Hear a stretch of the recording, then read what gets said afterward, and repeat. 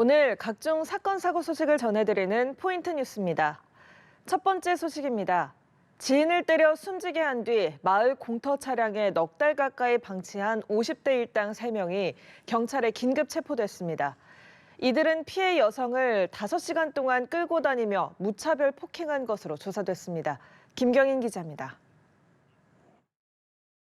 승합차에서 내린 형사들이 황급히 뛰어 한 남성을 붙잡습니다. 잠시 뒤 남성을 만나려고 나온 여성에게도 수갑을 채웁니다. 살인과 사체 유기 혐의를 받는 50대 여성 A씨와 50대 남성 B씨입니다. 경찰은 3시간 전 전남 무안의 한 마을 공터에서 50대 여성의 부패한 시신을 발견하고 50대 남성 C씨를 검거했습니다. C씨가 지인에게 범행 사실을 털어놓은 겁니다. 차에 사체가 있다 이 정도만 이야기했습니다. 네, 너무 큰일이라서 두 번이나 확인하는데 맞다고 그러셔서 이제 경찰 가라고 하죠. A씨 등 3명은 지난 5월 중순 새벽 목포의 한 주차장에서 피해 여성을 마구 때려 숨지게 했습니다. 이들은 피해 여성을 5시간 넘게 무차별 폭행한 것으로 드러났습니다. 피의자들은 숨진 피해 여성을 차량 뒷좌석에 숨겨 이곳 마을 공터에 넉 달 가까이 방치했습니다. 시신이 부패할 것을 대비해 주변을 소독하는 치밀함도 보였습니다. A씨는 빌려준 돈을 받기 위해 그랬다고 진술했습니다. 남성들은 A씨의 요구로 때렸다고 주장한 것으로 전해졌습니다. 경찰은 피해 여성이 A씨에게 심리적 지배를 받아왔을 가능성이 있는 것으로 보고 있습니다. 했는데 이제 서로 약간 책임을 떠밀어요. 돈을 받으려는 것보다는 돈을 계속 지속적으로 마련해오라 한 것 같아요. 경찰은 A씨 등 3명에게 살인 및 사체 유기 혐의로 구속영장을 신청하고 정확한 범행 동기를 수사하고 있습니다. 연합뉴스TV 김경인입니다. 다음 소식입니다. 길바닥에 담배꽁초를 버리다 순찰 중인 경찰에 검문받게 된 남성이 도주하다 검거됐습니다. 알고 보니 이 남성 전과 수배범이었습니다. 고이윤 기자입니다. 부산 해운대구의 한 골목, 흰색 셔츠를 입은 남성이 필사적으로 뛰어가고 그 뒤를 경찰 여러 명이 쫓고 있습니다. 흡사 영화의 한 장면을 방불케 하는 상황. 경찰에 쫓기던 남성은 이 건물 5층에 숨어들었지만 결국 꼬리를 밟히고 말았습니다. 붙잡힌 남성은 20대 A씨.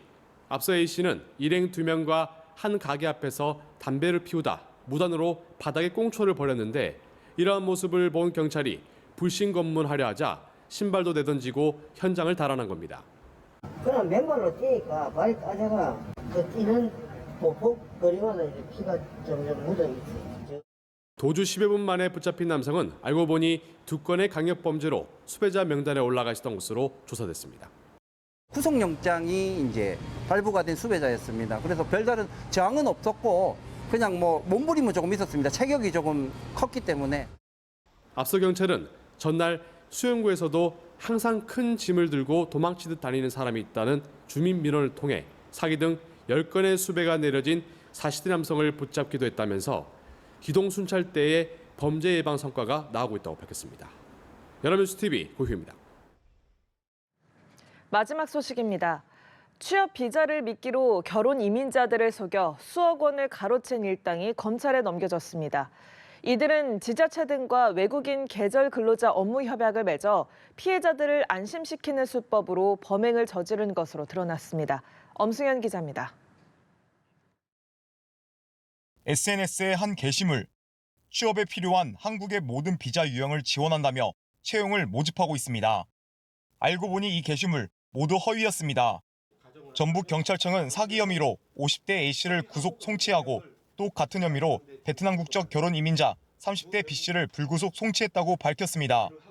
이들은 SNS에 외국인 계절 근로자를 모집한다는 광고를 게시해 비자 발급 명목으로 피해자 100여 명으로부터 한 사람당 3,000에서 6,000달러, 총 6억 1천만 원 상당을 가로챈 혐의를 받고 있습니다. A씨는 농업부터 자동차 업체 등 22개에 달하는 법인을 만들고 업체 유형에 맞는 비자를 발급해주겠다며 베트남 결혼 이민자들을 속였습니다. 특히 A씨는 지자체 또는 대학 등과 외국인 계절 근로 업무 협약 체결 내용 등을 보여주며 피해자를 안심시켰습니다. 하고 그다음에 베트남 직접제가 이미 MOU가 체결되고 있는 상태는 그런 서류 같은 것도 저희한테는 보여주셨어요. 걱정하지 마시고 안심해서 입금해도 된다고.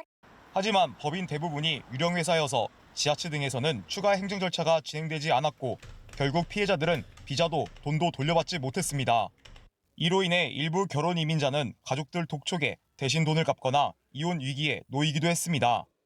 경찰은 비자 사기 예방을 위해서는 사업에 대한 확인과 피해 발생 시 신고를 당부했습니다.